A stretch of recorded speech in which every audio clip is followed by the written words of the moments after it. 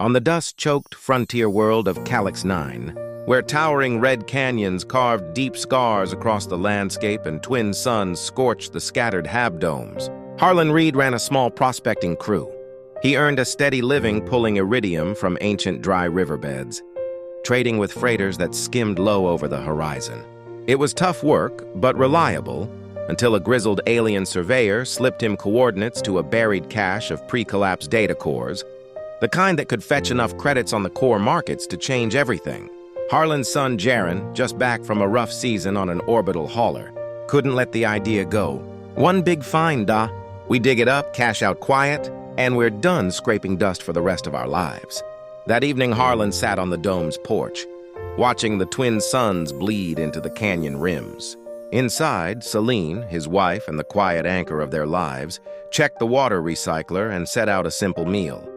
She'd grown up in these same canyons, learning early how to read shifting sands and hidden veins. Celine never pushed or shouted.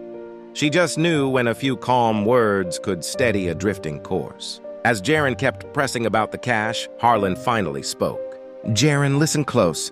Take in what I'm telling you. Let it sink in deep. Back when I was your age, my own father pulled me aside and said the same thing. If you really want a life that lasts, learn to think clearly and choose wisely. Keep hold of good sense. It'll keep you steady when everything else feels like it is slipping." Jaren kicked at the dust. "I get it, but this feels different. One smart risk could set us up." A few days later, two off-world drifters rolled into the settlement cantina, hard-eyed men with patched ships and stories that didn't quite line up. They'd have caught wind of the same coordinates and offered Harlan a deal. They'd bring heavy equipment, split whatever they found, and handle security. All he had to do was point the way. That night, Celine found Harlan in the shed, staring at the old seismic scanner like it held all the answers. She rested a hand on his shoulder.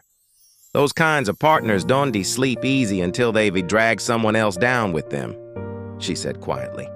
"They rush into shortcuts that end up costing everything. In the end, chasing fast, dirty credits only shortens your own road." Harlan rubbed his eyes. "They're talking real money, Cell. Enough to fix the condenser, maybe get Jaren off this rock for good." She met his gaze, steady as always. "The people who cut corners to get ahead are usually the ones who trip over their own traps. Greed like that doesn't just hurt others, it comes back around." The next morning, Harlan sent the drifters packing. They left in a swirl of dust and curses, engines roaring toward the far canyons.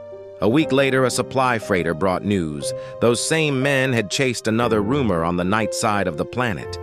They drilled too fast, ignored the tremor warnings, and the whole tunnel caved in on them. "No survivors!" Harlan kept working his steady claims. Jaren grumbled for a while. But he stayed, learning how to read the subtle shifts in the canyon walls, how patience paid out more than any hot tip. One clear evening after a solid haul, the three of them sat outside watching the stars come alive. Harlan looked over at his son. "Real wisdom is worth more than any buried cash. Chase it harder than credits, let it guide your choices.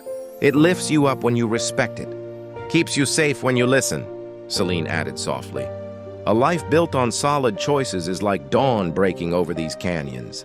Starts dim, but gets clearer and brighter the longer you stay on course. But rush into the dark for quick gains, and you'll never even see what trips you up." Months rolled by. Jaren stopped talking about get-rich schemes and started sketching designs for a better water system, one that could support a bigger settlement someday. As another double sunrise painted the red cliffs gold, Harlan watched his son work beside him and felt the truth settle in. The clearest, most reliable guidance comes from respecting the one who set all these worlds spinning. That kind of steady direction doesn't shout, it just proves itself day after day. Celine stood in the doorway, watching them both with a quiet smile.